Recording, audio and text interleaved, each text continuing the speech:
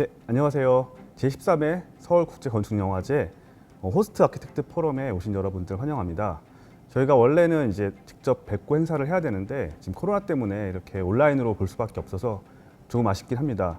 마침 올해 주제가 모두를 위한 건축으로 알고 있는데요. 건축과 공간의 미래, 로컬을 묻다라는 주제로 저희가 호스트 아키텍트 포럼을 준비했습니다. 저는 건축기획사 프로젝트 데이의 심영규라고 합니다. 코로나19로 오프라인 공간들이 많이 어려워하고 있고요. 또한 저희 같이 모이는 것들이 힘들어진 시대에 또한 또 새로운 공간에 대한 니즈가 생기고 있는 것 같습니다. 그래서 이제 온오프라인이 같이 합쳐진 건축 공간이라든지 또 최근에 직주락 근접이라든지 뭐 생활권, 15분 도시 같은 이야기가 나온 것들이 굉장히 이런 코로나와 또 연관이 있는데요. 굉장히 요즘 많이 등장한 단어가 로컬인 것 같습니다. 그래서 오늘은 저희가 건축에서 보통 로컬이라고 하면은 뭐 지역성, 뭐 지역적 특성 이런 것들을 이야기하는데요. 그것이 아니고 조금 이제 새로운 시대에 맞춰서 새로운 공간의 변화 그리고 트렌드의 변화를 저희가 이제 잘 읽어 드릴 수 있도록 로컬이라는 주제로 한번 오늘 저희가 이제 호스트 아키텍트 포럼을 진행하려고 합니다. 네, 첫 번째 발표로 먼저 정진열 교수님께서 이제 로컬 디자인의 개념과 로컬의 개념에 대해서 말씀해 주실 건데요. 교수님께서는 이제 서비스 디자인이라든지 어떤 공간의 관계를 이제 시각적으로 보여주는 작업들을 하시면서요.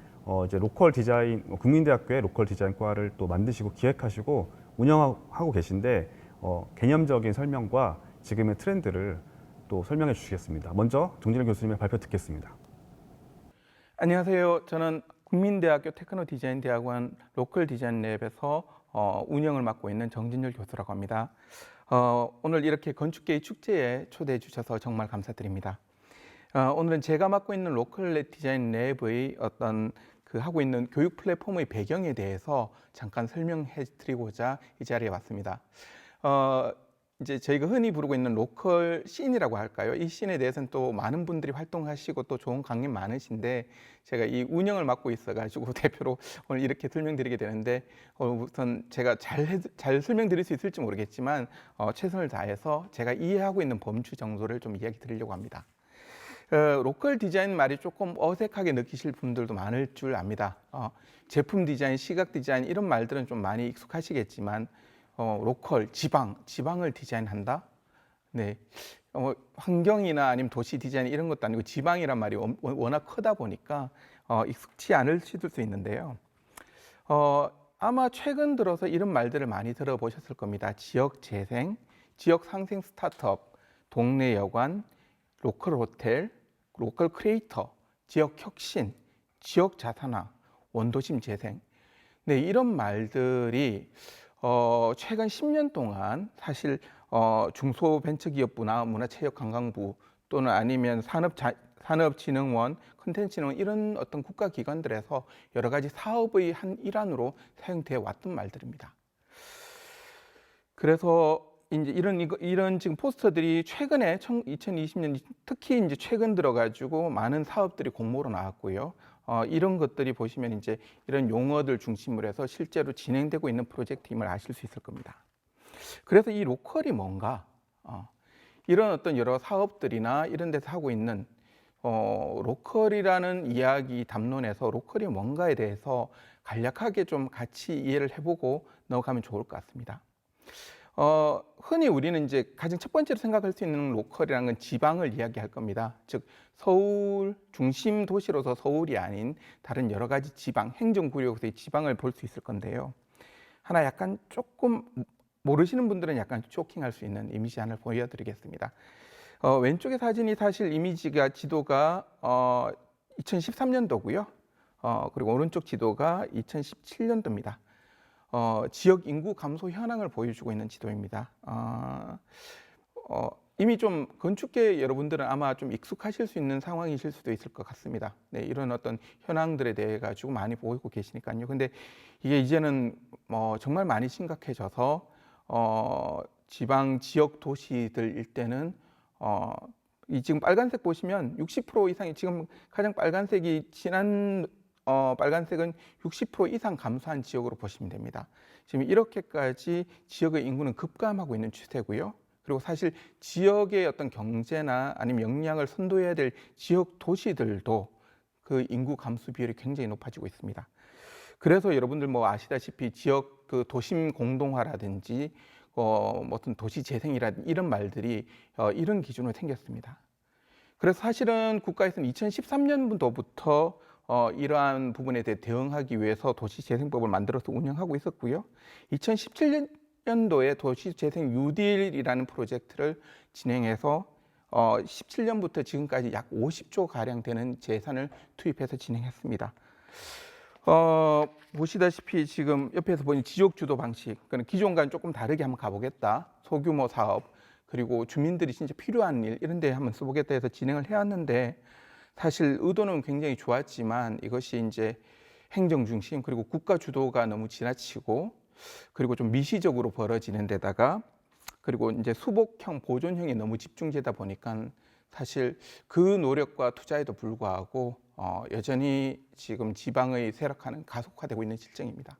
근데 이런 부분을 이제 계속 그러니까 더 나아지기 위한 노력들이 로컬이라는 단어들을 만들어냈고 거기에 대해서 많은 사람들이 지금도 노력하고 있습니다. 또 하나 더 볼 수 있는 건 앞서로 잠깐 돌아가서 이야기 드리겠습니다. 지역, 그러니까 요건 조금 더 개념적인 이야기를 할 수 있습니다. 이건 좀 더 친근하실 건데요. 그러니까 중심지와 외곽, 도시에 있어서 중심지란 개념과 그리고 외곽이란 개념에서의 로컬을 이야기해 볼 수 있습니다. 여러분 이제 뭐 제가 도시 뭐 행정이나 아니면 도시 그 디자인을 전공한 게 아니라서 그거와 뭐 이렇게 인간되는 말씀은 아닙니다만은 같은 도시 안에도 여러분 이제 저희가 생각할 때는 로컬이라고 불리는 곳이 존재한다고 볼 수 있습니다. 그러니까 흔히 우리가 다운타운이란 말을 많이 씁니다. 일반적으로 전공 용어가 아니죠. 전공 용어기도 하지만 그 시내라고 부르는 중심가가 존재하고 그런 곳은 보통 많은 소비 활동이나 또는 아니면 구획에 따라서 생산 활동들이 이렇게 구분을 지어서 나눠져서 존재합니다. 그런 다운타운이 있고요. 그리고 업타운이라고 하는 주거 지역이 있습니다. 근데 이제 이런 것들이 그 중심지 외곽에 자리 잡고 있는 이런 주거 지역이나 공장지대에 이르기까지 이런 것들이 일종의 로컬로 지금 볼 수 있는데요. 이런 시내에서는. 근데 이런 지역의 젊은 크리에이티브 인력들, 저희는 이제 이런 것들을 로컬 크리에이터라고 이야기합니다. 이런 분들이 이제 유입되면서 문화, 상업, 주거, 생산, 복합지대로 변하게 됩니다. 그러니까 지금 IT 기술이나 아니면은 유통 구조 이런 것들이 급변하고 있고요. 그리고 교통 체제도 변하고 있고 또한 최근엔 또 코로나 사태의 영향으로 그 마을, 로컬 그리고 자기가 사는 주거지 주변의 환경, 문화, 생산 이런 것들이 되게 중요하게 여겨지면서 이런 로컬의 어떤 존재가 단순히 주거의 기능만 하는 것들이 아니라 이런 걸 복합적으로 연결하는 시스템으로 변해야 된다고 요청되고 있고 실제로 그렇게 변해가고 있습니다. 그래서 이런 곳에서 일어나고 있는 어떤 로컬 비즈니스 개념이나 로컬 컨텐츠 또는 아니면 지역의 아이덴티티를 강조하는 이런 어떤 흐름들이 로컬이라는 단어들을 또한 그 주목해서 부각시키고 있는 지점이 될 수 있습니다. 이것과 같이 연결될 수 있는 부분들인데요. 앞서 말씀드렸던 영역으로 본다. 이건 이제 앞서는 제가 중심과 외곽으로 봤지만은 이거는 그러니까 그 탑다운으로 본 거죠. 근데 이제 살고 있는 거주민의 입장에서 거주지라는 개념에서 자기가 살고 있는 로컬을 생각해 볼 수 있습니다. 그러니까 이런 것들은 이제 앞서 말씀드린 것들은 그 IT 요즘에 스타트업이라든지 이런 것들이 어떤 중공업이나 아니면 공업지대, 공장 이런 것과 거리를 두고서 특히나 또 코로나 이후로 인해 가지고 이제 재택근무라든지 그리고 공유 오피스 이런 것들이 활성화됐지 않습니까? 이런 걸 통해서 거주지의 장점이 곧 건물을 하고 생산을 하고 뭔가 컨텐츠를 만들어내는 곳으로서의 장점과 같이 결부돼서 움직이기 시작합니다. 그래서 그런 부분 그리고 그런 것들이 또 앞서 말씀드린 유통 체계 자체도 도심지라고 해서 그 외곽이 가지고 있는 장단점하고 따로 분리되지 않으면서 이런 것이 통합적으로 이루어져서 자기가 주체가 돼서 그 마을 속에 개입돼 가지고 움직이기 시작합니다. 그래서 이런 거주지 자체가 또한 하나의 개인으로서의 로컬의 의미를 획득하기 시작합니다. 그래서 이미 이제 아시다시피 우리가 이제 사실 건축계에서는 미래 도시 계획이나 스마트 도시 이런 것들이 되게 이슈가 되고 있는데요. 사실 이것과 저희가 지금 이야기하고 있는 로컬과 거리가 그렇게 멀진 않습니다. 즉 로컬이라는 개념 자체나 아니면 미래 도시도 기술은 사라지고 기술은 눈에 보이지 않고 대신 우리가 살고 있는 삶 자체가 더 드러나는 것들이 스마트 도시가 가지고 있는 하나의 지향점이라면, 그러니까 로컬이라는 단어가 보여주는 것도 그와 굉장히 관련성이 깊다고 볼 수 있습니다. 그리고 또 하나 더 볼 수 있는 것들은 지금까지는 어떤 지역성 또는 공간성 아니면 그런 어떤 관계성의 위주로 관계성이라기보다는 그런 어떤 물질적인 어떤 그 구역의 얘기로 이야기 드렸다면, 하나는 문화적 소속감을 가진 커뮤니티 이야기를 들을 수 있습니다. 당연히 이렇게 지역이나 마을 이런 것들이 중요성이 더 증대되고, 앞서 말씀드린 것처럼 이제 이런 복합적인 어떤 문화 상업, 그 다음에 생산, 유통이 이루어지는 어떤 공간으로서의 마을이 강조되면서 이 마을이나 도시가 다른 도시하고 달라지는 차별성을 가질 필요가 생기게 됩니다. 왜냐하면 앞서 말씀드린 것처럼 우리가 여러분 알고 계시다시피 이제는 제가 장을 보러 굳이 시장을 안 가도 쿠팡을 통해 가지고 다음 날 새벽에 다 옵니다. 여기서 차별성이 없습니다, 거의. 그죠? 그러니까 그 외에도 굉장히 다른 그 IT 산업이나 이런 배달부터 시작해 이런 걸로 거의 모든 지역의 차별성은 없어졌는데, 그러니까 거주지와 생산 지역, 그럼 크리에이티브들이 모여가지고 있는 지역이 장기적으로 뭔가 생산적 역할을 해내려면 그 지역이 가지고 있는 고유한 컨텐츠들을 생산해내기 시작해야 됩니다. 그렇기 때문에 거기에 모인 사람들끼리, 크리에이터들끼리 연계를 하기 시작하고 이 지역만이 가지고 있는 고유성과 컨텐츠를 생산하고 만들어내기 시작해야 됩니다. 그러니까 이런 것들이 굉장히 느슨한 종류의 연계성을 만들고 어떤 문화적 연대감을 만들어내는, 장기적으로는 어떤 그 마을만이 가지고 있는 하나의 아이덴티티를 추구하게 될 것입니다. 그러니까 이런 것들이 장기적으로 로컬이 가지게 될 하나의 아이덴티티라고 볼 수 있을 것 같습니다. 이렇게 로컬의 의미는 어떤 지역성이나 공간성을 포함하여 이런 연대감이나 네트워크, 플랫폼의 의미까지 같이 가진다고 볼 수 있을 것 같고요. 그러니까 여기에 포함돼서 사실 저희가 이제 디자인 학과이기 때문에 왜 여기에 디자인이라는 개념이 붙는가를 잠깐 좀 설명드리고자 합니다. 이미 이제 디자인은 사실 많은 분들이 이미 알고 계시고 느끼고 계시는 부분도 있겠지만은, 그러니까 예전에는 앞서 말씀드린 것처럼 제품 디자인이라든지 아니면은 이제 가구 디자인 또는 패션 디자인 아니면은 패키지 디자인 이런 식으로 무엇을 디자인하느냐라는 미디엄 중심의 어떤 그 이름들이 다 존재했습니다. 그러니까 기술과 기능이 중요했고요, 만들어내는 과정도 중요했고, 그러다 보니까 미디엄 중심의 어떤 디자인이었다면 최근 경향은 어떤 경험을 하느냐라는 경험 중심의 디자인으로 많이 변해갑니다. 물론 거기에 새로운 기술도 다 인볼브되고 그런 이름들도 존재합니다. 그러나 큰 축은 그렇다는 겁니다. 그래서 기능에서 경험으로, 그리고 표현에서 커뮤니케이션으로, 그러니까 난 이런 걸 가지고 있어 이렇게 표현하는 것보다 이제 IT 플랫폼 디자인들이 그런 경향이 있는 건데요. 즉 내가 다른 사람과 연계하기 위한 디자인들이 굉장히 강조되기 시작합니다.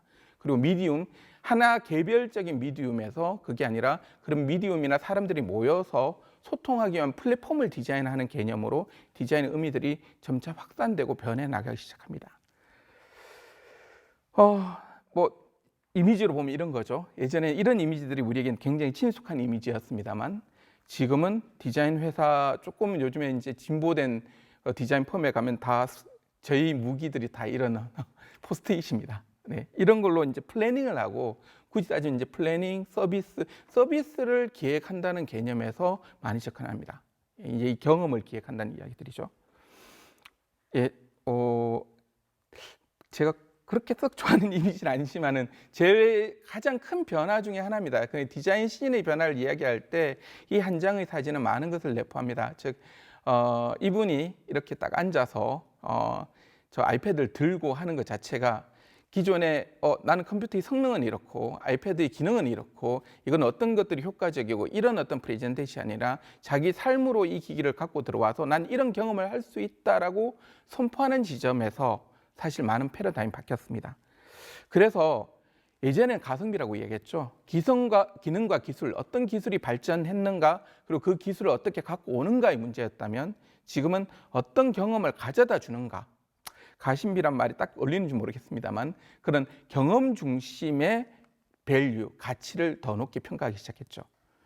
그래서 아까 했던 말들이 다시 반복됩니다. 그래서 경험이나 컨텐츠, 의미와 가치가 디자인과 결합돼 가지고 새롭다기보다는 옛날의 디자인에서 그대로 옛날 디자인도 가지고 있던 가치들입니다. 근데 그것들이 좀 더 강조되고 부각됐죠. 이름을 가지고 있으면서 경험 디자인이나 컨텐츠 디자인이나 커뮤니티 디자인의 말로 더 확장됐습니다. 사실 여기서 이제 한번 고민해야 될 부분들은 물론 건축의 그 오랜 역사 속에서도 다 이런 부분이 다 녹아서 지금까지 다 고민의 순간순간마다 되어 왔을 줄 압니다. 근데 이런 것들이 지금 현재 이렇게 변화되는 기술적 변화나 아니면 트렌드의 변화나 우리 삶의 변화 속에서 이런 이야기들이 같이 결부돼서 변화되고 있다는 지침입니다. 그것이 그리고 또 로컬이라는 얘기들과 연계되어 있고 또 연계되어 가야 될 부분들이고요. 그래서 서비스 디자인의 자그마한 사례들을 위주로 잠깐 제가 이야기를 드릴까 합니다. 물론 이제 충분히 이해하고 계신 분도 계시겠지만 간단한 그 대표적인 예로 이제 디자인이 뭘 하고 있는, 그러니까 저희가 이제 지금 로컬을 디자인한단 말은 이런 개념에 가깝습니다. 그러니까 영국 같은 경우에는 의료보험이 마찬가지로 전액 그 무료로 일반인들에게 제공됩니다. 그러다 보니까 영국 공공병원의 응급실 연간 이용자가 2,100만 명이랍니다. 그래서 연간 5만 9천이네요. 5,900이 아니라 5만 9천 건의 물리적 폭력 사건들이 발생하는데 이것이 굉장히 큰 사회적 비용을 낳죠. 그래서 이걸 어떻게 해결할 것인가? 물론 영국이 이런 상황이기 때문에 돈이 많은 것도 아닙니다. 그래서 이걸 서비스 디자인 펌에 한번 의뢰를 해서 이걸 개선하는 작업을 진행해 봅니다. 그래서 항상 재밌는 부분들은 뭔가 하면 이제 어떤 일을 해나가고 기업들은 소비자를 위해서 우리가 뭔가 기획을 한다고 하지만은 실제 그 실행하는 단계에서는 일을 하는 주체 중심으로 많이 풉니다. 즉 병원은 항상 바쁘죠. 급하죠. 그러니까 내가 더 중요하고 지금 내가 인명을 보고 있는데 다른 사람한테 대기하는 사람한테 이게 더 중요하고 이게 너는 언제 해야 되고 이런 걸 다 알려줄 의무나 아니면 그런 게 우선순위가 아니었던 거죠, 이전에는. 근데 이런 과정들을 리서치하면서 어떤 것들을 바꾸게 됐나 하면은 온 사람들에 대해서 어떤 과정을 거쳐서 당신의 치료가 이루어질 것이고 그리고 이 방은 어떤 기능을 하고 이 색깔을 통해 가지고 위중함, 그다음에 그렇죠. 이제 그 위험의 정도를 알려주고 그리고 지금 상황이 얼마나 바쁜지를 알려주고 이런 어떤 시그니처를 갖다 계속 알려줌으로써 실제 대기하는 사람들의 불만도를 급격하게 낮춘 사례가 있습니다. 그러니까 이런 사례들을 통해 가지고 서비스 디자인이 하나의 어떤 영역으로 구축되게 됐고요. 지금 보여드린 사례는 사실은 이제 로컬 씬에서는 꽤 유명한 사례입니다. 그 일본의 DN 디파트먼트라고 우리나라에도 이미 이제 상점은 한 2개 정도가 지금 서울과 제주에 들어와 있습니다. 근데 이제 여기가 보면은 굉장히 재미있는 포인트가 이제 저희가 생각하는 지역의 의미들을 갖다가 어떻게 확장하고 성장시키느냐의 부분에서 많은 노력을 하고 있는 브랜드입니다. 그래서 여기 같은 경우에는 원래 디자이너가 시작한 프로젝트고요. 그러니까 일본도 마찬가지로 이제 도쿄나 아니면 오사카나 이런 데를 중심으로 해서 급격하게 성장을 하다 보니까 지역이 가지고 있는 각 지역들의 성장이나 이런 부분들은 되게 과소평가되거나 또는 아니면 또 쇠락하는 어떤 그런 것들이 많았습니다. 그래서 지역의 특산물들을 어떻게 소개시켜주고 네트워킹 할 것인가의 고민들을 통해 가지고 이런 프로젝트를 진행했고 각 도시에서는 각 지역의 특산물들을 다시 디자인하고 유통시키는 과정들을 이렇게 진행을 해왔습니다. 네. 그리고 저희 나라에도 최근 10년 동안 이런 투자들이 많이 이루어졌고 그 예에 꼭 뭐 이 투자로 인해서 이런 건 아니지만 그 예 중에 작은 예 중에 하나가 삼진 어묵 같은 거 여러분 지금 굉장히 친숙하십니다만 삼진 어묵을 패키지로 그러니까 높은 가격을 주고 사는 것들 자체가 좀 익숙하지만 2009년입니다. 부산 어묵 시장이죠. 그러니까 어묵이라는 것은 굉장히 일상생활과 맞닿아있던 식품이었고 시장에서 이렇게 노출한 채로 싸게 비닐봉지에서 굉장히 영가로 거래되는 것들이 가장 기본적인 어떤 형태였습니다.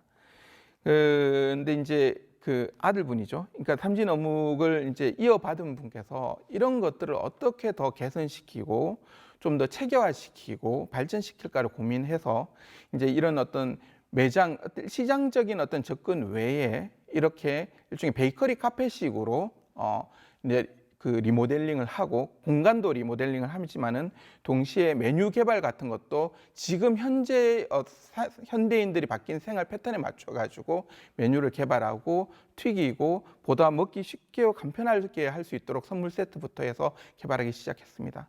그러니까 이런 변화를 통해 가지고 2배 이상의 매출액 이건 그리고 2018년대까지고요. 현재는 해외로까지 그 영역들을 확장하고 있습니다. 이런 이제 지역의 어떤 여러 가지 작은 브랜드들이 이런 서비스 디자인이라는 과정을 거쳐서 확장되고 성장하고 그리고 나아가 지역에 영향을 미치고 있는 그런 것들을 갖다가 저희는 여러 가지 좋은 모델로 보고 있습니다. 여기서 이제 건축이라는 것들이 과연 제가 왜 여기서 이제 건축계에 와서 행사에 와서 이제 얘기를 하고 있느냐?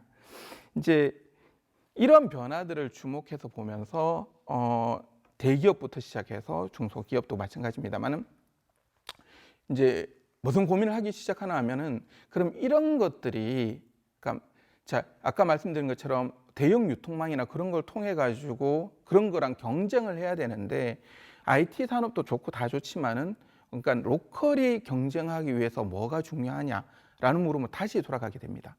이때 중요한 것들이 경험인 거죠.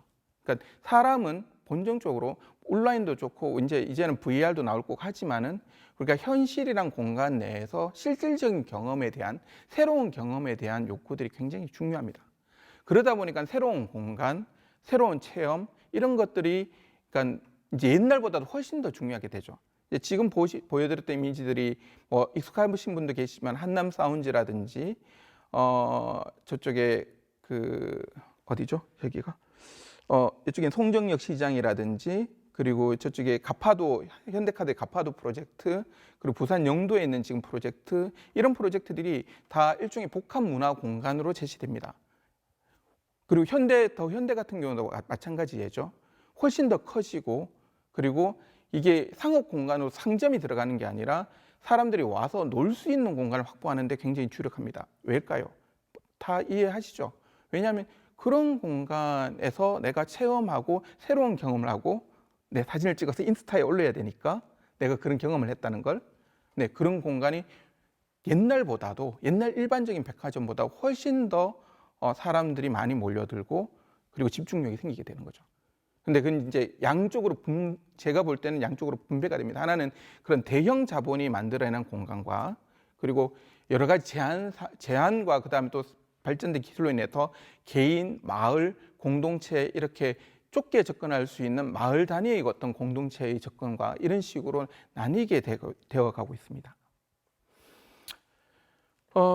제가 좀 시간이 많이 지난 관계로 지금 목포 세관창고는 그런 예로 제가 저랑 그리고 저랑 관계 맺는 오늘 또 발표해 주시는 다른 분들하고 같이 접근해 봤던 프로젝트입니다. 목포에서는 이제 이렇게 구도심 지역에 있던 목포 세관창고를 디벨로핑하고 여기에 사실 그러니까 단순히 건축적인 어떤 접근만이 아니라 커피를 중심으로 해가지고 그 플랫폼 자체 산업 플랫폼 자체를 기획을 하고 이걸 갖다가 장기적인 플랜으로 접근하려고 지금 시도 중에 있습니다. 이런 일들을 저희 전공에서는 하고자 합니다. 그래서 저희 전공에서 하고자 하는 가장 기본적인 맵 다이어그램은 다음과 같습니다. 경험 디자인을 베이스로 도시 UX 그리고 비즈니스 그리고 건축과 부동산 서비스 디자인이 결합돼서 상업이나 문화나 행정적인 부분에서 다 연계시켜서 작게는 동네 그리고 크게는 어떤 지역에 이르기까지 긍정적인 기획이나 플래닝을 할 수 있는 인재를 길러내고자 하는 것들이 저희 전공이 가장 추구하고 있는 바입니다.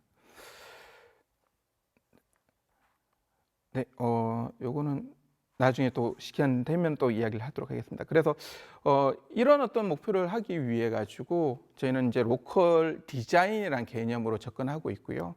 그러니까 마지막으로 말씀드리고 싶은 것은 그러니까 앞서 말씀드렸던 어떤 그 로컬 디자인 이런 것들이 단순히 계획만의 이야기가 아니라 앞서 말씀드린 것들은 공간이라는 것들이 실제로 우리가 사람들이 만나고 소통하고 거래하고 체험하고 경험하는 공간이 굉장히 중요한데 그런 공간이 그러니까 어떤 사람들은 건설로만 보고 있고 정말 창조적인 공간들이 필요합니다. 단순히 방이 있고 공간이 있고 터가 있는 게 아니라 그러니까 기존과는 다르고 새롭고 창조적인 공간들이 필요한데 그거는 건축가의 도움이 없이는 안 되는 거죠.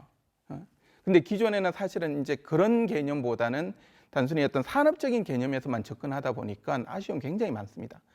그래서 이 자리를 빌려서 제가 좀 말씀드리고 부탁드리고 싶은 것들은 이런 시인 자체가 사실 건축이 굉장히 많이 필요합니다. 그래서 그 자리 속에서 또 함께 할 수 있는 어떤 여러 가지 어떤 플랫폼들을 함께 고민하고 또 풀어나갈 수 있는 그런 기회가 있었으면 하는 마음으로 이 자리에 있었습니다. 긴 이야기 들어주셔서 감사드립니다. 고맙습니다. 네, 발표 잘 들었습니다. 이승민 대표님께서 다음 발표 들려주시겠습니다. 공간을 사용하는 사용자 관점에서 아마 이제 로컬에 대한 이야기를 해주실 것 같습니다. 안녕하세요. 한국 리노베링의 대표를 맡고 있는 이승민이라고 합니다. 먼저 건축 영화제에 초대해 주셔서 굉장히 감사드리고요. 저는 도시를 학부 때부터 전공을 하였고 지금도 도시 재생과 관련된 일을 하는 사람으로서 건축과 공간의 미래 로컬을 묻다라는 주제에 대해서 도시재생 전략의 관점 그리고 이를 실행하기 위한 방법으로서 로컬 기반 컨텐츠 기획에 관한 이야기들 그리고 특히 이제 일본에서 시작된 프로그램이다 보니까 일본에서의 경험 사례들을 같이 말씀드리도록 하겠습니다. 네. 먼저 저희는 도시재생이라는 말을 쓸 때 항상 도시경영 문제라는 이야기를 합니다. 이건 일본의 사례인데 우리나라도 이미 비슷한 문제들이 이미 현실화되어서 기사도 많이 나고 있는 것 같아요. 얼마 전에는 100년 후 2117년에는 강남 외에 다른 모든 지역은 소멸된다는 좀 자극적인 타이틀의 기사도 났더라고요.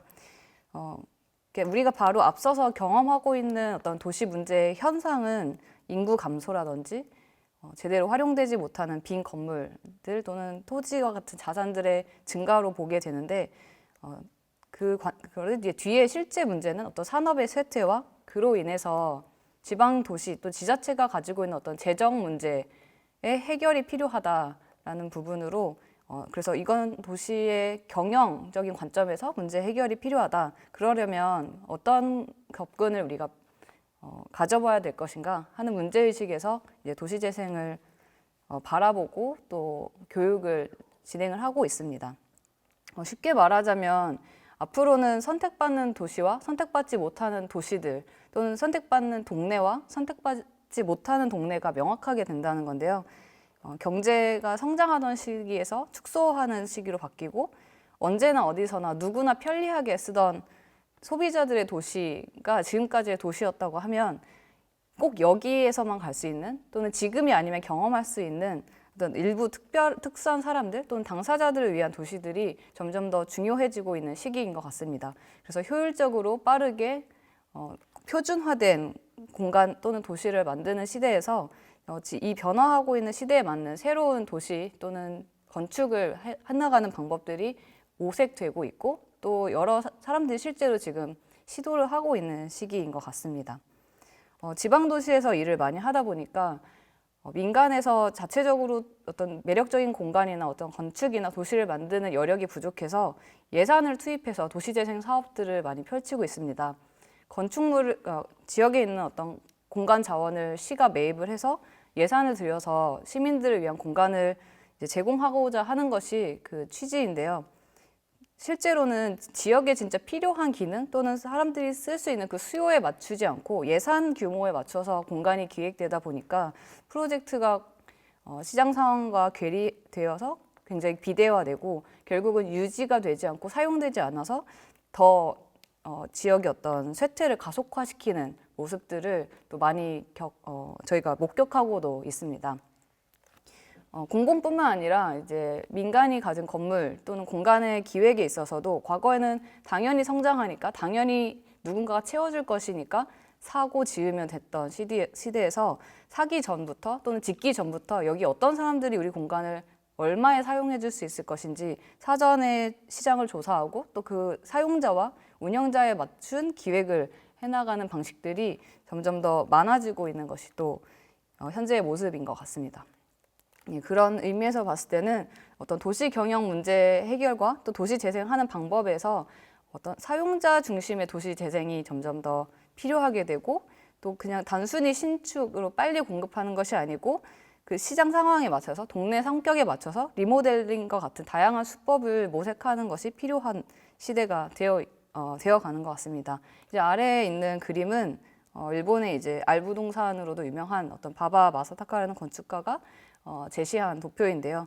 이제 마스터 플랜형 도시에서 계획적 건축으로 도시가 효율적으로 분업에 의해서 제공이 되었다면 앞으로는 기존에 있는 자산들을 어떻게 연결시키고 재미있게 공작적으로 건축을 할 수 있을지 또 활용할 수 있을지 하는 역순으로 이제 도시와 건축을 하는 프로세스가 바뀌고 있다고 이야기를 하고 있습니다.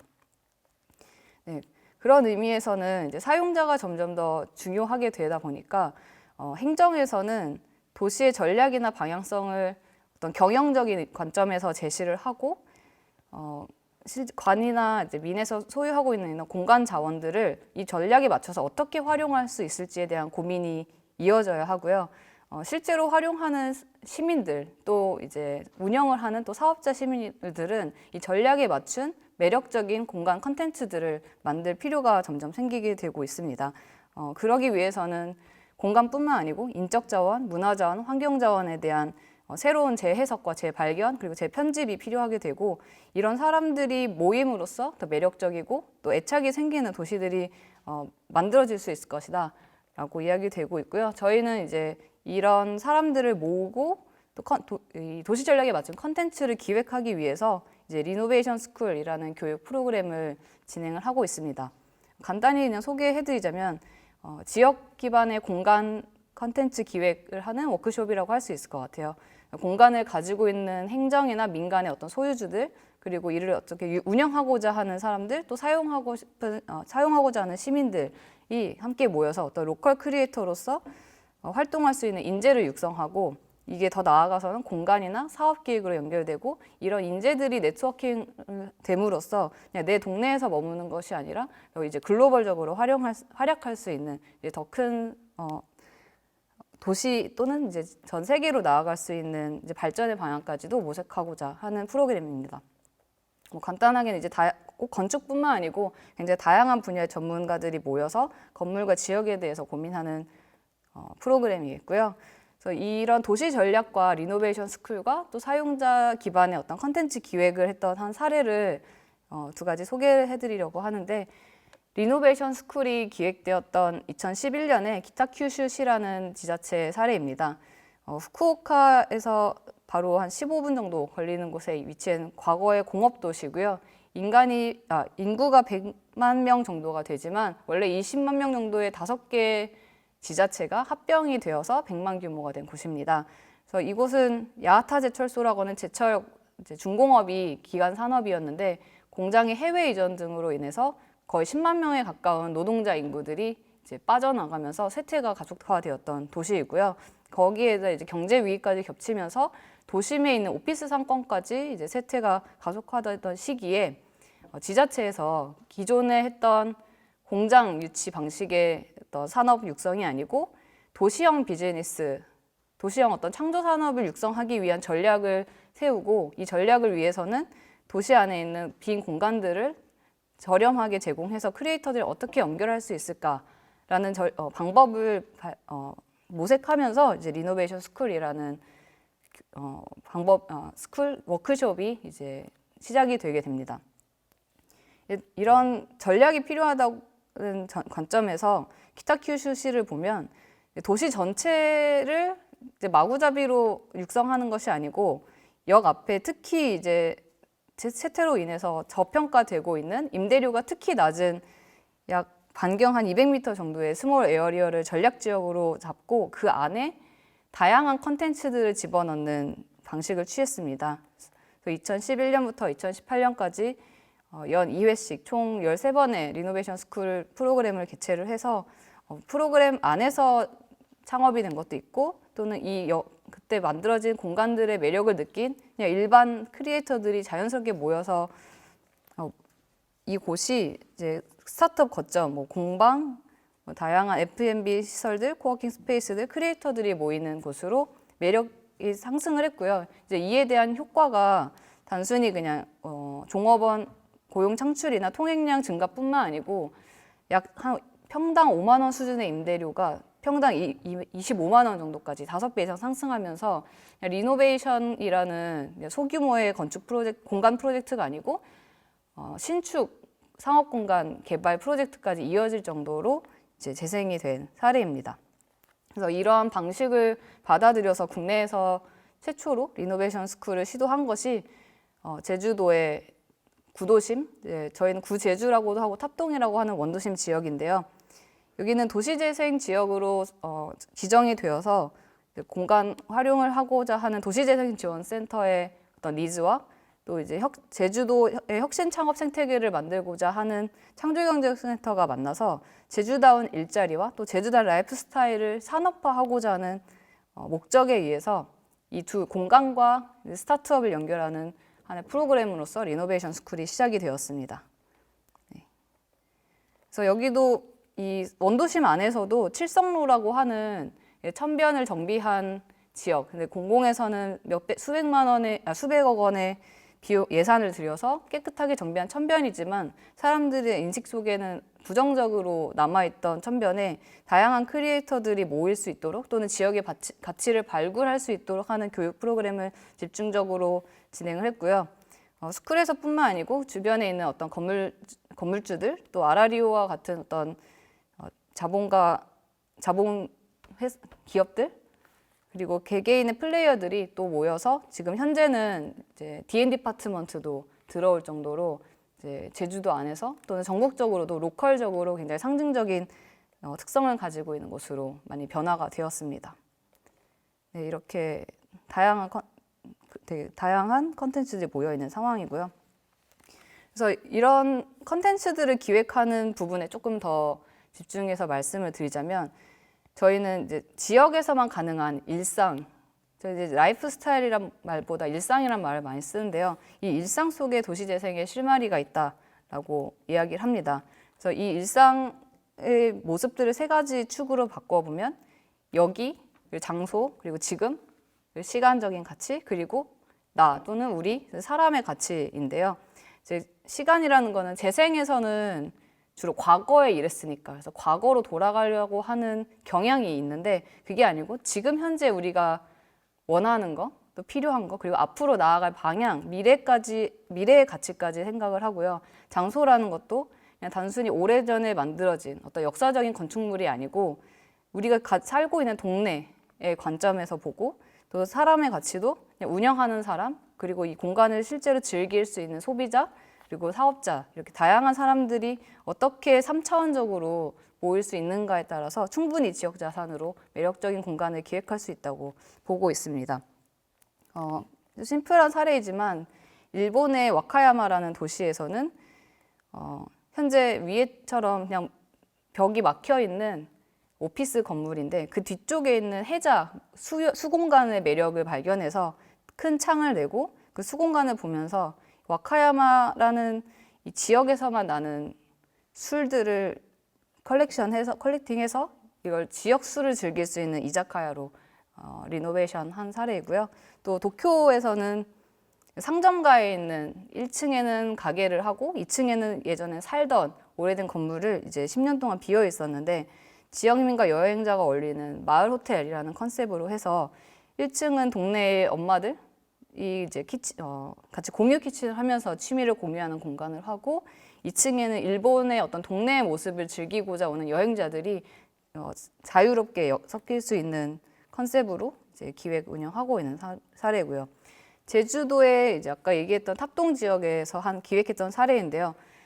제주도가 그냥 제주도 외에 육지 사람들한테는 관광지로서의 이미지가 강한 것 같아요. 근데 실제로 이 탑동이라는 공간을 보면 저녁에 굉장히 아웃도어 스포츠를 즐기는 도민들이 많이 있고, 뭐 요즘은 러닝크루라든지 또 도민들이 젊은 사람들이 노상에서 이제 뭐 앉아서 얘기를 듣거나 뭐 버스킹을 듣거나 뭐 술을 먹기도 하는 굉장히 시민들에게 일상적으로 이제 잘 활용되는 공간이에요. 근데 이 주변에는 바로 리조트 호텔들이 있다 보니까 이들이 운동을 즐기고 그냥 집으로 돌아가는 곳, 그래서 이들이 좀 더 지역에 머물고 빨리 씻고 또 이런 제주를 찾아오는 관광객과 어울릴 수 있는 커뮤니티 시설이 함께 들어있는 어떤 아웃도어 스포츠를 중심으로 한 복합 공간으로 기획된 사례이고요.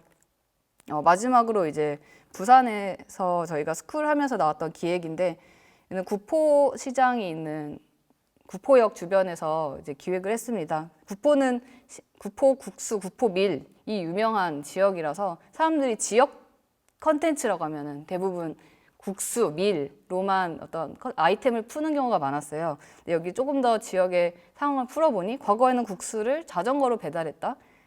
자전거에서 시작해서 앞으로 자전거 스포츠를 이제 취미로 즐기는 계층들의 증가, 그리고 실제로 지역에 가서 리서치를 해봤더니 자전거를 타는 라이더들이 아주 많았던 거죠. 그래서 과거의 역사에서 가져오되 현재 이제 실제로 이 지역을 찾는 라이더 방문객들, 그리고 이들이 미래로 성장할 가능성까지 연결해서 이제 라이더들을 위한 숙박과 상업 복합 공간으로 기획한 사례입니다. 네. 네, 여기까지가 이제 제가 준비한 내용인데요.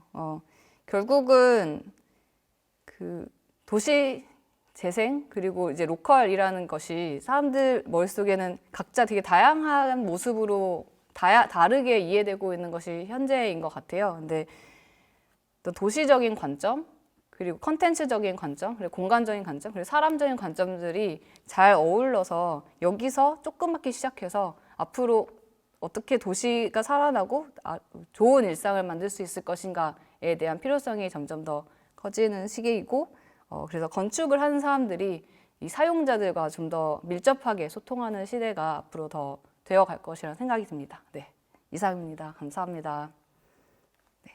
네, 이승민 대표님 말씀 잘 들었습니다. 네, 끝으로 저희 김종숙 대표님께서 어떤 이런 로컬, 지역에 맞는 공간들을 어떻게 만들어 공급하는지에 대한 이야기를 해주시겠습니다. 건축 축제에 초대해 주셔서 감사하고요.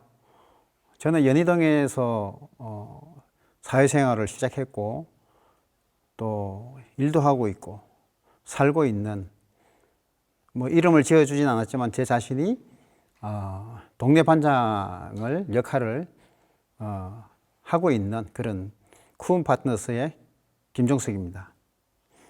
오늘 말씀드리고자 하는 것은 제가 연희동에 살고 있으면서 또 건축 일을 하면서 있었던 그런 에피소드, 또 그런 사용자들과의 소통, 주민들과의 소통, 여러 가지 이런 이야기들을 하도록 하겠습니다. 세 가지의 말씀을 드릴 건데요. 마을과 건축 서로 상생하고 윈윈하다. 두 번째는 사용자와 함께 가치를 높이다. 세 번째는 디자인이 부동산에 또 마을의 상업성에 미치는 그런 영향, 가치를 만들어내는 방법에 대해서 말씀드리겠습니다. 제가 연희동에 처음에 들어와서 취직을 했던 공간이 전파사예요. 동네 전파사는 주민들이 전구가 나간다든지 뭐 전기가 안 들어온다든지 또 오디오가 조금 잡음이 있다든지 여러 가지 이런 등등 여러 잔잔한 그런 그 일들의 불편함이 있을 때 저희들을 불러곤 했죠. 그 출장을 가서 이런 얘기 저런 얘기 수리를 하면서도 또 집안 얘기도 하고 가끔은 또 가지고 있는 그런 그 컨텐츠에 대한 그런 자기들만의 일을 또 저희들한테 말씀해 주시곤 하는데요. 제가 그 감명 깊었던 것은 조각 빌딩이 연희동에 있었어요. 연희조연관이라는 그 건물에 항상 그 조각가님이 제가 출장을 가거나 하면 항상 이 마을에 대한 얘기, 그리고 또 이런 뭐 푸르름 공원에 대한 얘기, 또 담장이 없어지면 그냥 목적을 가지고 걷는 그런 길이 아닌 사람들이 그 느리게 걷게 만들고 머물게 해서 거리감을 준다, 이런 말씀들을 많이 하셔서 처음에는 그게 잘 몰랐었지만 성장을 해가면서 건축 일을 하다 보니까 그게 담장이 없었을 때의 이 길의 확장성, 또 그런 거리감, 볼거리, 또 머물거리, 이런 것들에 대한 그 상업적인 그런 부분들을 많이 발견을 했고요. 그런 부분에 대해서 저한테는 그 어떻게 보면 참 큰 영향을 끼치신 분이 아닌가 싶습니다. 두 번째는 건축가 김중업 선생님의 그 작품인데요. 그 주택의 아름다운 주택 만년작인데 이 부분의 그 건물을 제가 리모델링 할 수 있게 해주셔서 참 감사하고, 또 제가 여의도 카페 거리를 만드는데 응원을 참 많이 해주셨습니다. 그리고 동네에서 잔잔한 이런 민원들이 나오면 전화를 하셔서 또 이 민원 해결도 해주시고 했던 그런 참 고마운 분들이고요. 마지막에 또 특히 이 미술계에 그 당시에 상당히 좀 스타였죠. 김준 작가, 배준성, 최어람 작가, 이분들을 제가 만나면서 이분들이 이 만나고 하는 장소가 카페에서 커피 마시면서 여러 가지 그런 작품 세계도 얘기했고, 마을에 대한 얘기도 했고, 본인들의 작업실, 또 스튜디오, 또 갤러리, 그리고 또 주거 공간, 집을 찾기 위해서 항상 저를 찾았어요. 그렇게 찾으면서 또 자기 작업실도 찾고 만들게 됐고, 이렇게 하면서 이분들이 연희동에 카페 그림 만들면 어떨까? 이런 말씀을 하셨어요. 거기에 제가 이제 카페 그림가 사실은 뭔지도 모르고 그럼 해봅시다. 이렇게 하고서 이제 시작을 했는데요. 처음에 이제 할 수 있었던 게 제가 또 어떤 분들을 초대하면 카페 그리라는 것을 한번 시작을 해볼 수 있을까 하고, 제가 지역 주민들한테 한번 찾아가고, 또 부동산 사장님들도 모시고 마을 주민도 모시고 또 구청의 또 청장님도 모시고, 이렇게 해서 2009년도에 연희동 카페 거리에 대한 그냥 저 혼자서 이 지역 주민들과 발대식을 했어요. 지역에서 도시 재생을 하기 위해서 이런 발대식은 아니었고, 그냥 상상 속에서 그냥 해보자 하는 그런 마음으로 한번 시작을 했고요. 저희들이 이제 모여서 발대식을 하면서 청장님한테 부탁을 3가지를 했는데, 공영주차장, 또 그 사리가 쇼핑센터 앞에 보차분리, 그리고 전조 매설에 대한 부탁을 했고, 한 가지는 들어주셨고 한 가지는 지금도 진행 중이고요. 마지막 전수 매설은 아직 계획이 지금 없는 걸로 알고 있는데 언젠가는 해주시길 바랍니다. 이런 자리를 빌어서 한 번 더 부탁드립니다. 저희들한테는 작가들과 소통할 수 있는 공간이 필요했습니다. 그리고 또 연희동에 이사 오는 사람, 또 카페를 오픈하기 위해서 장소를 찾는 사람, 그리고 또 지역 주민들이 한 40-50년 이렇게 살던 그런 노후된 건물의 그 사용성이 다한 그런 건물들의 가치를 높이기 위해서 의논할 수 있는 공간, 이런 부분들이 이 거점이 필요해서 연희동에 그런 그 카페를 하나 만들기 시작했고요. 친구와, 그리고 또 그 건축 일을 하는 친구들, 또 디자이너들, 또 이런 미술계 작가들, 이렇게 협업해서 연희동 카페 12911이라는 그런 배준성 작가가 운영하는 그런 카페를 오픈을 했는데요. 이 카페를 하나 오픈하고서 사람들이 소통하는 것을 저희들이 목격을 많이 했는데, 저희들도 사용을 많이 했지만 상당히 지역 주민들이 그동안에 쉴 곳이 대가를 지불하더라도 나가서 소통하고 얘기할 공간이 참 없었구나, 이런 것을 발견을 했습니다. 항상 그 미용실, 아니면 이발소, 아니면 부동산, 아니면은 뭐 이런 맥주집, 이 정도였는데 가볍게 또 분위기가 나쁘지 않는 그런 갤러리 카페, 음악이 나오는 이런 장소에서 소통하는 것을 사람들이 굉장히 즐겨했고요. 거기에서 상업적인 가치를 발견하고, 또 이웃 주민들이 이 카페가 너무 잘 되니까 또 하나 오픈하게 되고 또 하나 오픈하게 되는 이런 식으로 했는데, 원래 그 집이라는 게 보통 연희동은 대저택이 많아요. 소비만 하든 내가 생활하면서 전기요금도 내죠, 각종 세금 내죠, 주거를 하는 공간이다 보니까 그 생산이 없는, 그래서 그런 부분들에 대한 것을 저희들이 리모델링 또 정축, 어떤 때는 신축 이런 거를 통해서 많이 이렇게 그 바꿨는데, 이런 부분에서 월세가 500에서 1000만 원씩 들어오니까 금융권의 이자도 내고 또 본인들이 생활도 하고 또 이 사용자들을 위해서 가끔 또 사업이 안 될 때는 또 지원도 조금씩 해주고 이런 식으로 하면서 많은 변화가 있었던 것 같습니다.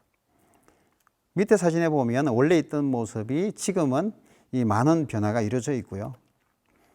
저희들이 이 만든 프로젝트 지금 한 20개 정도 더 늘은 것 같아요.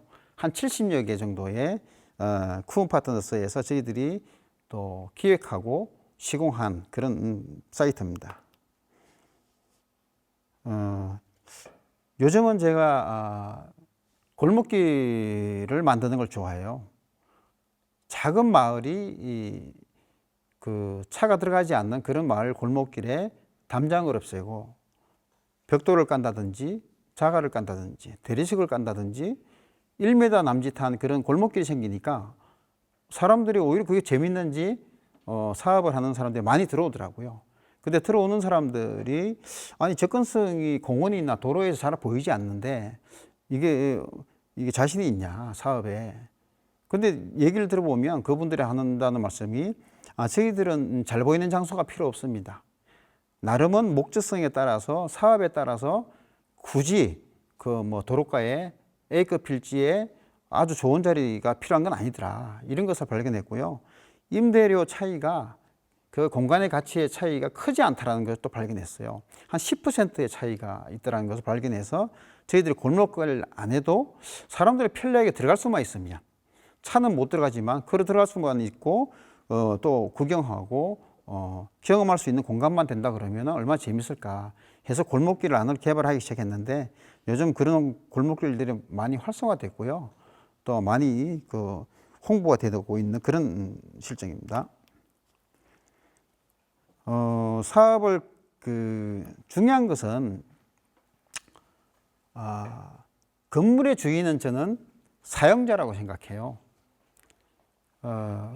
건물주는 그 공간의 가치만 받고 그 공간에서 모든 자산을 투자해서 사업을 하고 있고 또 돈을 벌기 위해서 사무 공간을 활용하고 있고, 이런 분들의 주인이 아닐까 싶어서 사용자 기반형 공간 기획을 하기 위해서 많이 노력을 하고 있습니다. 그리고 이분들이 사업이 잘 되길 바라고 또 응원해 주고 그리고 또 어떤 때는 제가 심부름꾼도 되고 동네 반장으로서 또 건축적인 얘기도 있지만 부동산적인 얘기, 또 가치를 크게 만드는 또 사업에 있어서 도움이 될 만한 홍보, 이런 부분들도 많이 노력을 하고 있는데요. 이분들이 연희동에 와서 성장을 해서 이렇게 직영 체인점이 늘어나는 걸 보면 참 굉장히 뿌듯하고 서로 지금도 인사를 하면서 지내면서도 서로 또 동네에 대한 걱정도 하고 이렇게 지내고 있습니다. 지금 연희동에 와서 성공한 사례가 허영만 만화의 주인공이었죠. 커피 한 잔할 거라는 그런 만화 주인공이 운영하고 있는 그런 노아스, 또 오른쪽에는 커피팝이라고 연희동 연남동에 화교가 많이 살았습니다. 그분들이 연희동에 오셔가지고 또 이렇게 장사를 하니까 화교들의 아지트가 되더라고요. 그런 것을 또 이게 항상 그분들이 명동 아니면 홍대 호텔 이런 데 나가서 항상 모임하고 소통하던 그런 문화가 이 지역 상권에 안주하고 또 여기에서 또 시장도 보고 주거하는 그런 공간에 많이 활성화된 것을 보고 있고요. 또 민서키친이라는 이런 식당은 강남에서 되게 핫한 그런 퓨전 한식을 하신 분들인데, 연희동에 다양성이 있는 그런 음식 문화가 없어서 저희들이 초대를 해서 들어와서 지금 사업을 하고 있고요. 제니스 카페라는 이분들은 홍대에서 두 번째 쫓겨나고 더 이상 갈 곳이 없고 신뢰를 잃은 그런 상태에서 제가 연희동에 모셔서 지역 주민인 건물주한테 절대 내보내지 않겠다. 그러고 임대료 절대 올리지 않겠다. 그런 약속을 하고 들어와서 지금 사업을 잘 하고 있습니다. 저희들이 건축을 일을 하면서 연희동에서 특히 디자인에 대한 고민들을 많이 하는데요.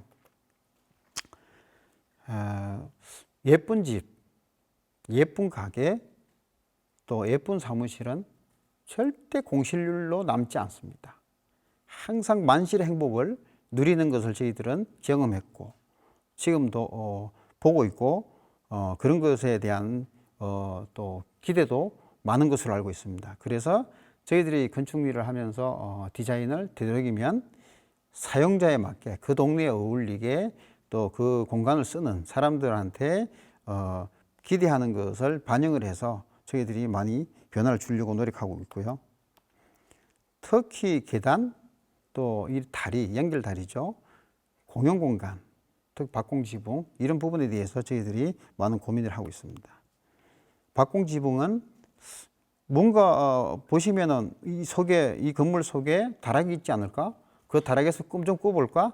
이런 상상 안 드십니까? 저는 그런 상상을 하면서 지금도 건물을 짓고 있습니다. 연남동에 지금 완공이 되고 앞으로 이제 이 산업 디자인 제품, 건축 이런 마무리된 그런 사이트를 전시 공간을 하기 위해서 지금 실내 인테리어 중인데요.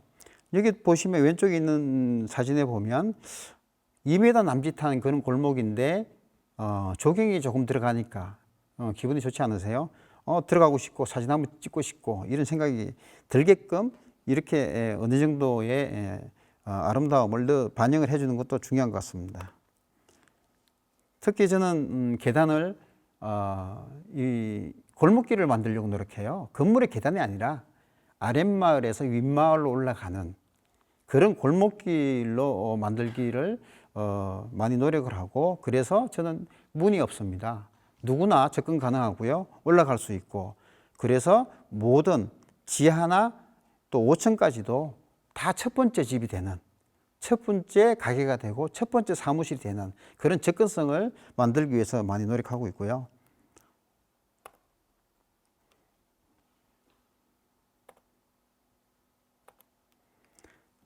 특히 요즘에는 이게 한 3층 정도 올라가기가 힘든 거예요. 그래서 4층부에 이런 동산을 만들기 시작했어요. 공용 공간이죠. 옥상 정원인데 처음에는 건축주께서 되게 불편해 하시더라고요. 왜 연면적을 없애가면서 왜 이런 공간을 만드느냐. 제가 그랬죠. 3층까지 또 4층, 5층, 6층, 7층 그 아랫마을과 윗마을에 쉼터 서로 소통할 수 있는 그런 공유 공간이 가치가 있었을 때 실내에서 근무하는 가치가 더 커진다. 결국에는 전체 연면적의 가치가 중요하지 이 공유 공간의 일부분의 가치를 그게 상회한다라는 것을 설명을 저희들이 드려서 사실 그게 증명이 되었습니다. 원래는 이 동네 주변에 평당 5만 원에서 6만 원 정도 받는 그런 임대 시장을 형성하고 있는데요. 이 건물만큼은 실내 면적이 10만 원 정도인데도 지금도 대기가 하고 있는 그런 만실의 행복을 누리고 있고요. 임대 가치는 아주 잘 나오고 공유 공간은 또 멋있게 팝업 또 여러 소통하는 공간으로 잘 쓰고 있습니다. 여러 동네의 사례고요. 작년에 건축사지 3으로 표지 모델로 나왔던 그죠? 저한테는 영광이었고요. 앞으로도 한 번 더 실리게끔 열심히 노력하겠습니다. 요즘은 건축 면적이죠.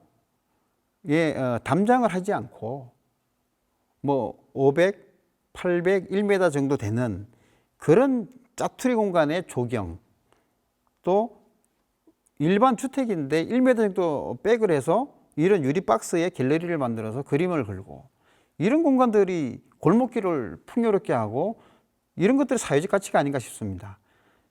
건물주의 생각을 바꾸는 것을 건축적으로 바꿔주는 것을 건축사님들이 좀 많이 해주시길 기대를 합니다. 요즘 저희들이 많이 하고 있는 그런 건축의 유형입니다. 네, 감사합니다. 저는 그 마을의 가치는 소통이라고 생각합니다. 그리고 응원이라고 생각합니다. 그리고 제일 중요한 것은 칭찬이라고 생각합니다. 이런 문화가 좀 자리 잡길 기대하고요. 초대해 주셔서 감사합니다. 네, 세 분의 발표 잘 들었습니다. 이제 본격적으로 저희가 토론을 해보도록 하겠습니다. 일단 뭐 저도 궁금한 게 굉장히 많고요. 세 분한테 또 말씀드릴 게 굉장히 많은데요. 저는 이제 첫 번째 질문으로 각 세 분에게 모두 드리고 싶은 질문이 있는데요.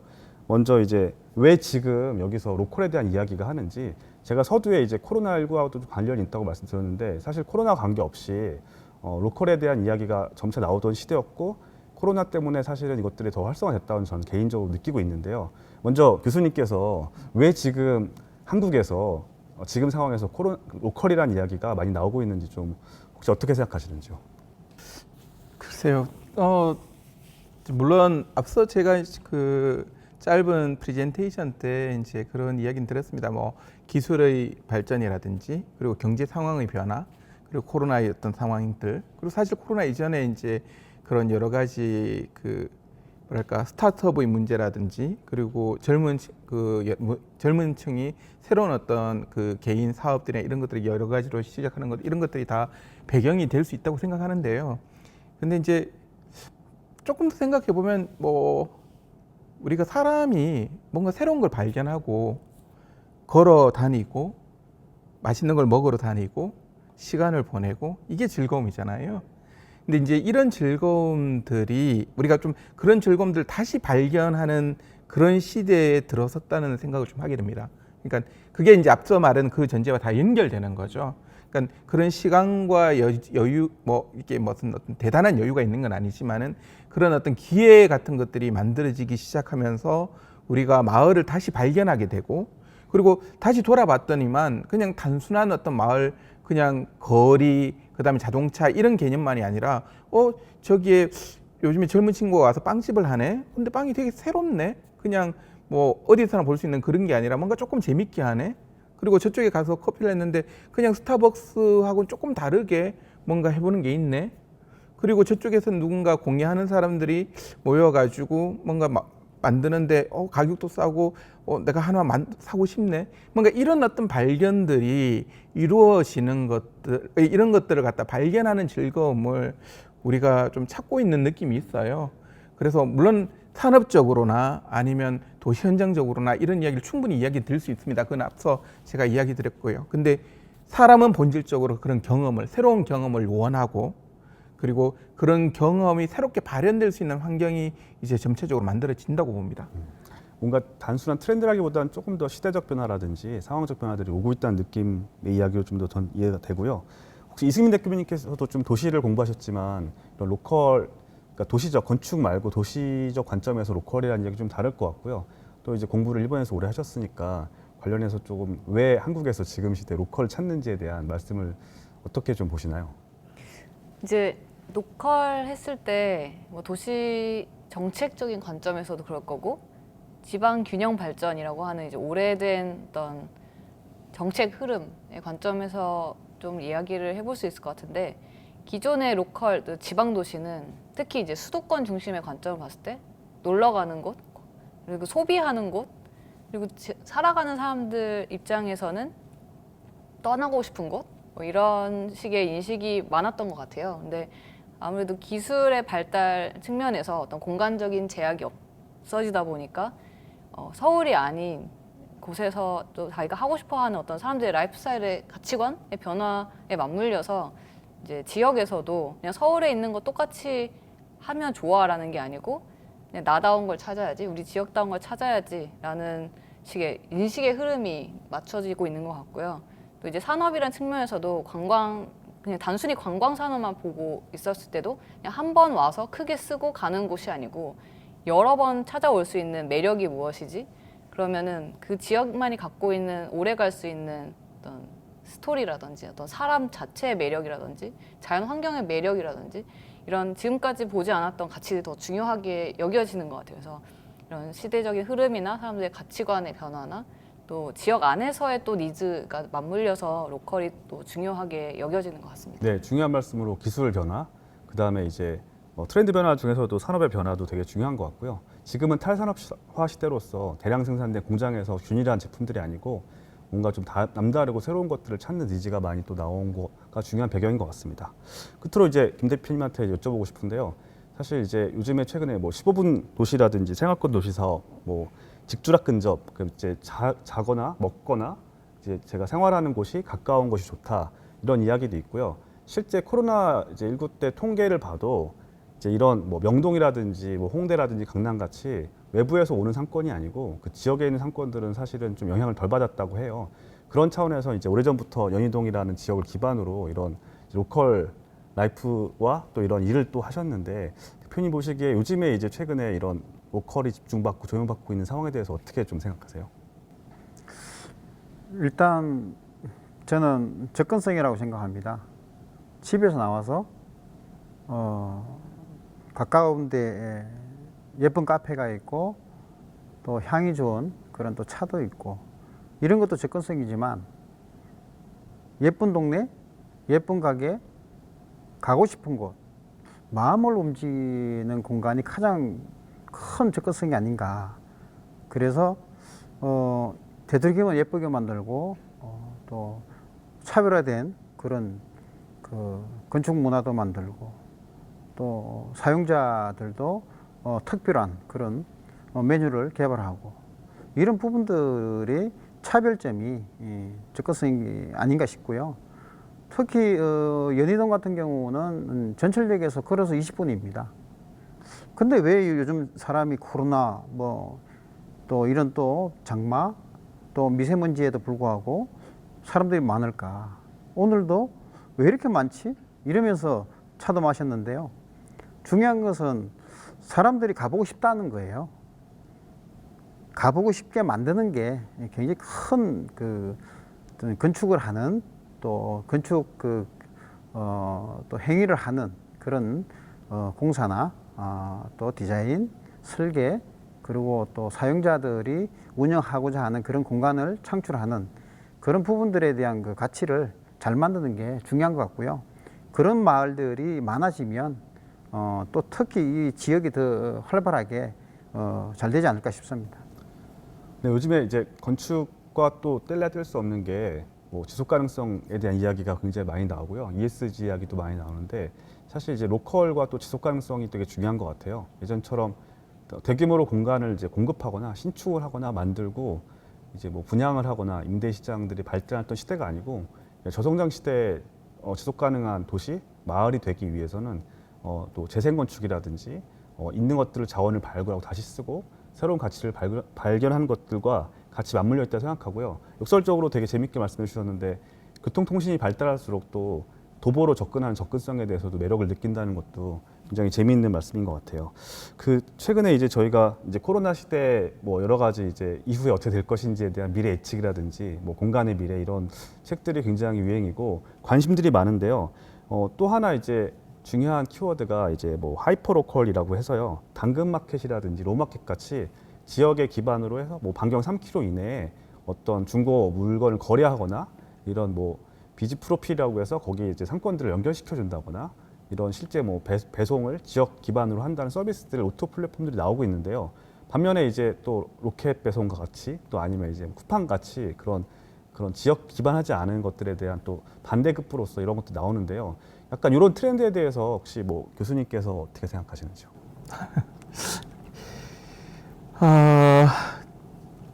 약간 뭐랄까, 저는 이제 앞서도 그 이야기 드렸지만은 이제 이런 트렌드는 크게 두 가지로 극단적으로 이렇게 나뉠 거라고 봅니다. 그러니까 지금 현재 오토 서비스나 오토피 서비스나 그리고 그런 어떤 뭐 배달 앱부터 시작해가지고 그리고 여러 가지 어떤 직거래를 활성화시키는 그런 여러 가지 시스템들 또는 아니면은 그러니까 대기업들이 동일한 퀄리티와 동일한 어떤 서비스를 갖다가 굉장히 많은 사람들에게 일시에 저 오늘도 어젯밤에도 사실 그 쿠팡 주문하고 새벽 배송. 아침에 새벽 배송을 했습니다만 할 때마다 죄스러우면서도 행복하고 뭐 그렇습니다. 아무튼 예, 그런 어떤 대기업 중심의 어떤 물류 통합 그다음에 이런 것들이 IT로 구분되는 어떤 그런 매스 마켓의 확장은 여전히 있을 거고요. 근데 이제 동시에 지역성의 문제, 그 지역성의 경험 자체도 확장될 거라고 보는 거죠. 그러니까 사실 그 중고 마켓이라든지 그런 어떤 그 네이버 중고나라죠. 이런 것들 다 있습니다. 있었고 그 자체에 대해서 저희가 뭐 그렇게 크게 불편함을 느끼거나 그러지도 않았어요. 근데 당근 마켓이 갑자기 치고 나와서 성장한 데는 그만한 어떤 우리가 아쉬워하고 욕구가 있었다는 거죠. 그러니까 저는 이제 그 굉장히 핵심적인 부분들이 그러니까 시간의 문제하고 그다음에 신뢰성의 문제라고 보는데요. 그러니까 앞서 제가 그 이제 프레젠테이션 때 이야기했던 게 마지막에 커뮤니티 개념의 로컬 같은 것들이 좀 더 우리가 추구하거나 앞으로 변해갈 방향의 로컬의 개념이 될 거다. 즉 지역성의 문제도 있지만은 그러니까 하나의 어떤 마을이 지속 가능하기 위해서는 그러니까 어떤 마을이라는 개념들이 오랫동안 수익성 또는 아니면 지속성 마을이 운영되기 위해서는 그 마을이 가지고 있어야 될 고유성이나 특수성이 있어야 됩니다. 즉, 저 마을에 가면 저런 거 볼 수 있어. 저 마을에 가면 저런 어떤 컨텐츠를 가질 수 있어. 이런 어떤 인식이 있어줘야지 그 마을은 어느 정도 지속성을 가지게 되는데요. 그러려면은 당연히 어떻게 해야 되느냐. 그 마을에 모인 사람들이 어느 정도 느슨한 유대관계나 연대감을 가지고 그런 컨텐츠를 만들어야 되는 거죠. 그러니까 그런 거를 하기 위한 어떤 정초 작업들이 그러니까 어떤 마을이 가지고 있는 현실감들이나 아니면은 그런 어떤 그 지역성을 만들어 낼 수밖에 없다고 생각합니다. 그러니까 그런 것들이 그러니까 그런 걸 통해 가지고 지역성의 그 복합적 지역성을 가지고 있고 동시에 매스 마켓이 가지고 있는 편리함이나 어떤 그런 것들이 같이 공존하는 어떤 시대로 점차적으로 변해갈 거라고 봅니다. 이제 제가 어려운 질문을 또 굉장히 또 이것만 가지고도 저희가 오늘 뭐 하루 종일 얘기해도 끝이 안 날 것 같은데요. 또 굉장히 정리를 잘 해주셔서 감사드리고요. 이승 대표님, 일본 같은 경우에는 저희가 알기로 이제 물론 로컬이 꼭 서울 외에 다른 지방을 말하는 건 아니지만 일단은 지역적 특성, 방금 말씀하신 지역적 개성이나 특성들이 굉장히 잘 구분돼 있고 또 그것들이 뭐 조금 한국과는 다른 것 같아요. 그러니까 O2O 같이 그렇게 IT가 되게 발달하지 않으면서도 지역적 특성이 잘 나타나고 그것들을 또 지역적 커뮤니티랑 잘 엮어내는 게 아마 일본의 사례인 것 같은데요. 뭐 그런 차이가 어디서 오는지 좀 혹시 생각해 보신 적 있으세요? 한국과 일본을 좀 약간 비교해서 말씀해 주신다면.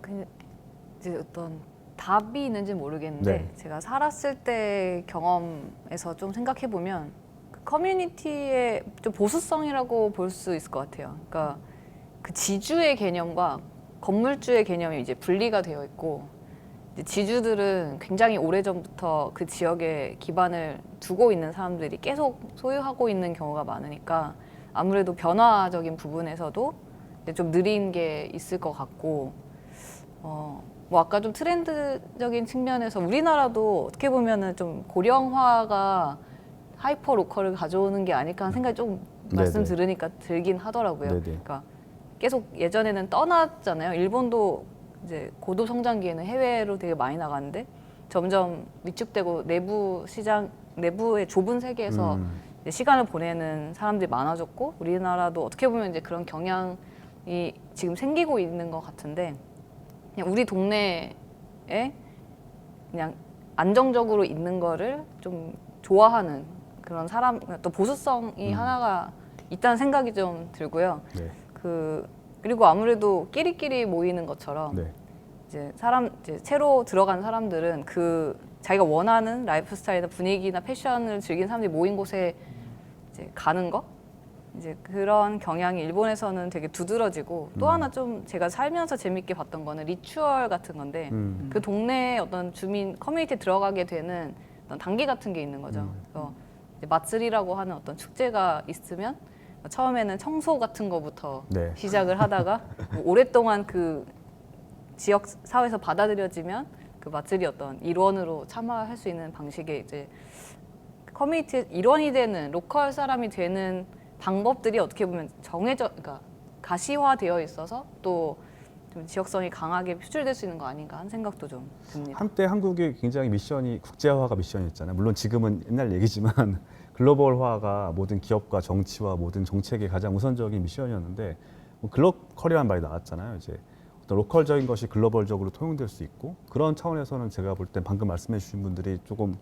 더 우리한테 필요하고 특징이 되는 것 같아요. 왜냐하면은 로컬의 얘기를 할 때 보통 자기 사는 지역에 대해서는 개성이 없다고 생각하거나 이제 저희도 많이 지역을 다니면서 물어보면은 우리 동네는 그런 거 없어요. 우리 동네는 뭐 홍대가 아니에요. 우리 동네는 뭐 특별한 특산물이 없어요. 우리 동네는 별로 발견할 게 없어요. 이런 것들은 얘기를 되게 많이 듣거든요. 제가 하나 좀 추가로 말씀드리면 그러면은 로컬리티, 그러니까 지역성, 지역의 특징적인 게 꼭 그 어떤 특산물이 아니더라도 그런 걸 발견할 수 있는 좋은 방법이 있을까요? 한국에서 만약에 이제 뭐 많이 다니셨으니까 지역을요. 이제 일단 많이 먹어보는 거라고 저는 생각해요. 어떤 음식부터. 네, 네네. 음식이 제일 네네네.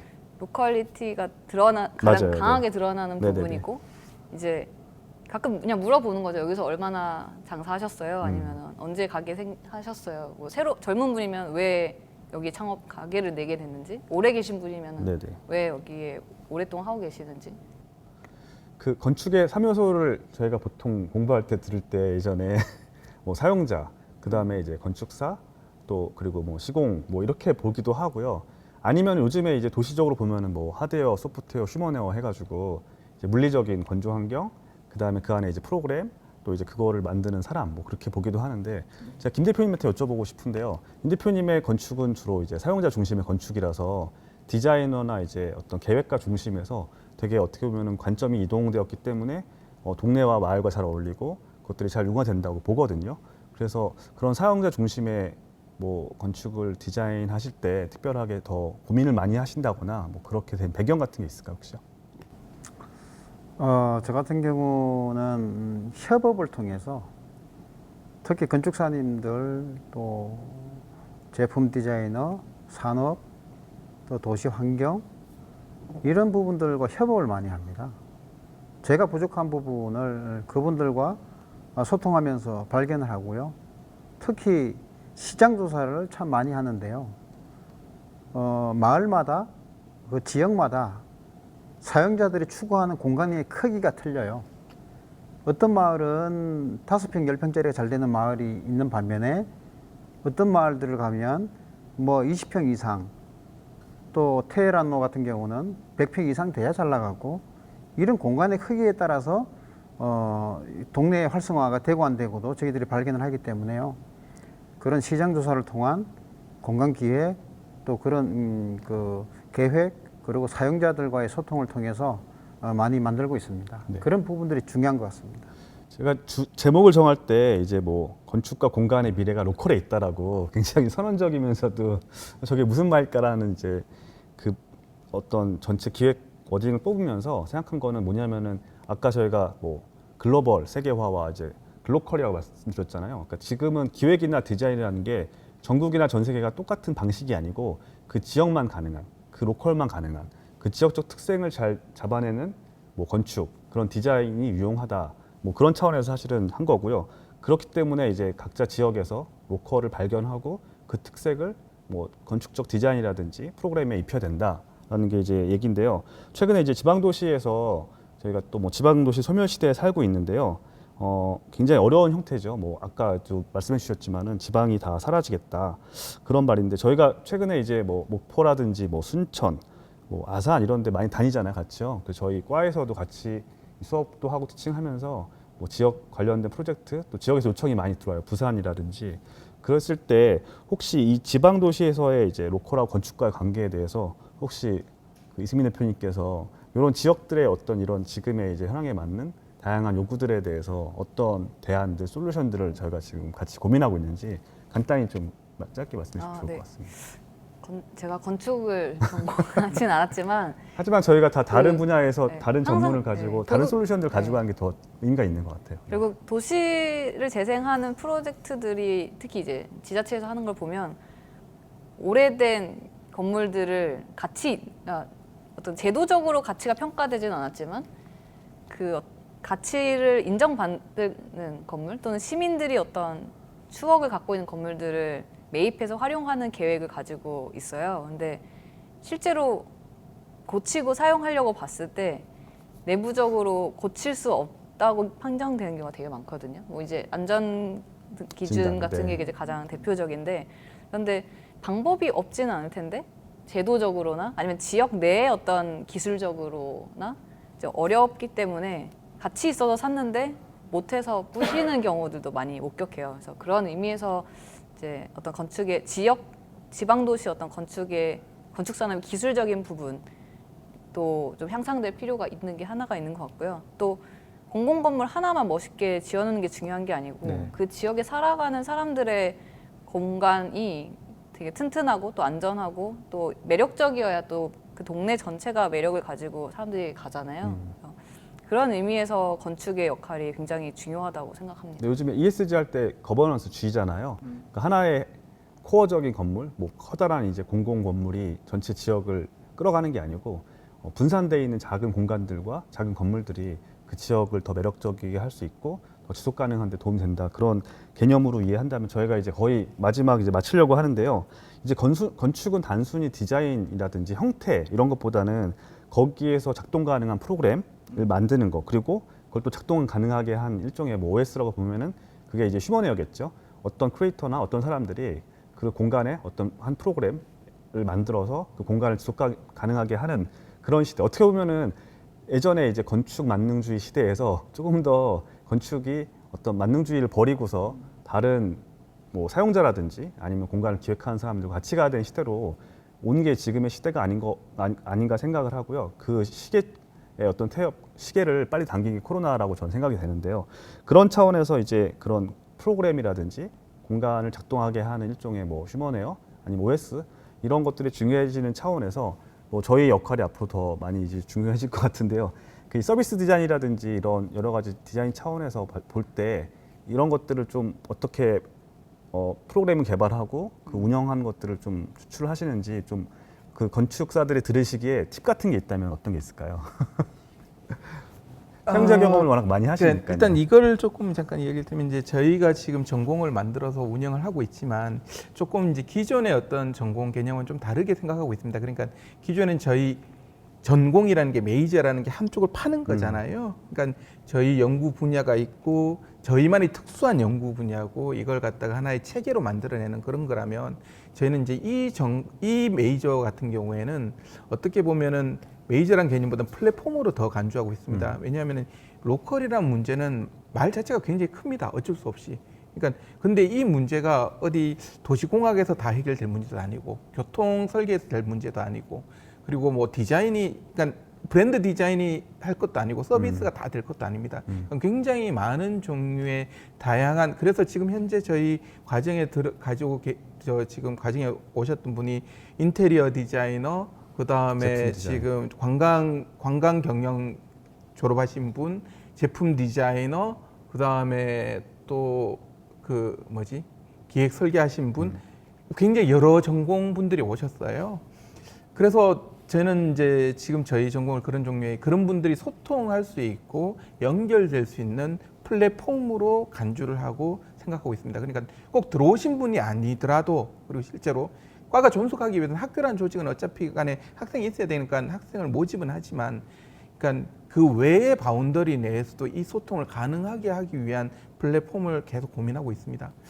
그래서 이제는 그러니까 저도 이제 브랜딩을 했고 서비스 디자인을 하지만은 이제 이게 혼자만 움직여서 나올 수 있는 가치가 상당히 적습니다.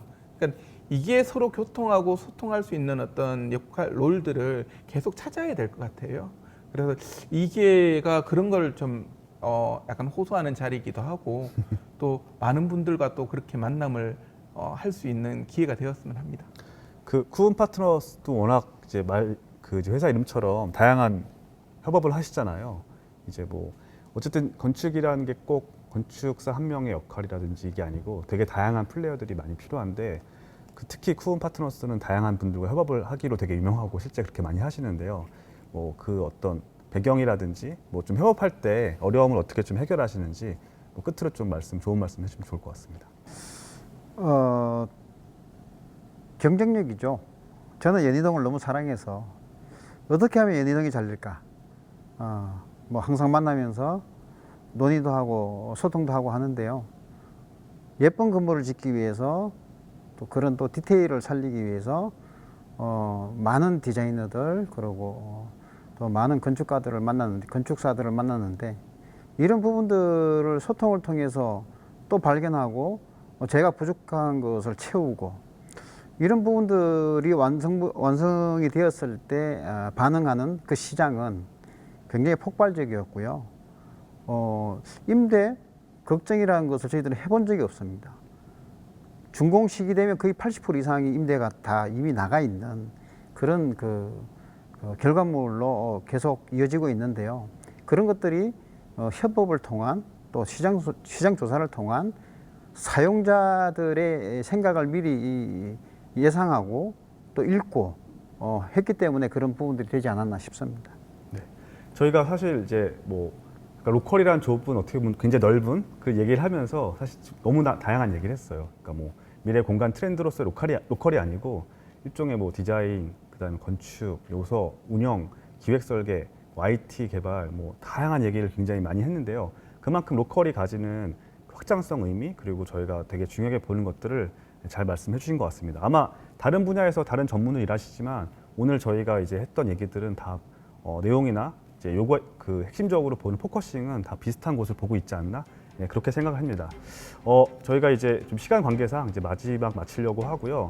아쉽게도 저희가 이제 실제 대면을 하지 못하는 상황에서 좀 혹시 나중에 기회가 된다면은 연희동에 한번 놀러 오시면은 저희가 어떻게 직주락 근접을 실현시키면서 또 재미있게 놀면서 또 다양한 일하기 방식, 협업 방식을 또 실천하고 있고 또 거기에 그 동네에 맞는 건축적인 형태를 만들고 거기에 또 맞는 컨텐츠나 테넌트들을 넣는지를 한번 저희가 기회 된다면은 또 투어를 통해서 또 한번 직접 보시면 되게 좋을 것 같습니다. 저희 다 모두 연희동에서 자주 거의 매일은 아니지만은 일주일에 한 두세 번 이상씩 보고요. 같이 협업하고 같이 이제 경계를 넘나들면서 일을 하면서 굉장히 즐거운 시간을 보내고 있고요. 이런 즐거움들 또 이런 도시의 어떤 동네 생활이 여러분들에게도 좋은 기회가 되어서 동네를 발견하는 즐거움이 됐으면 좋겠습니다. 네, 장시간 저희 이제 말씀 들어주셔서 감사드리고요. 건축과 공간, 미래를 듣다 로컬에 대한 이야기를 이것으로 마치도록 하겠습니다. 네, 장시간 들어주셔서 감사합니다.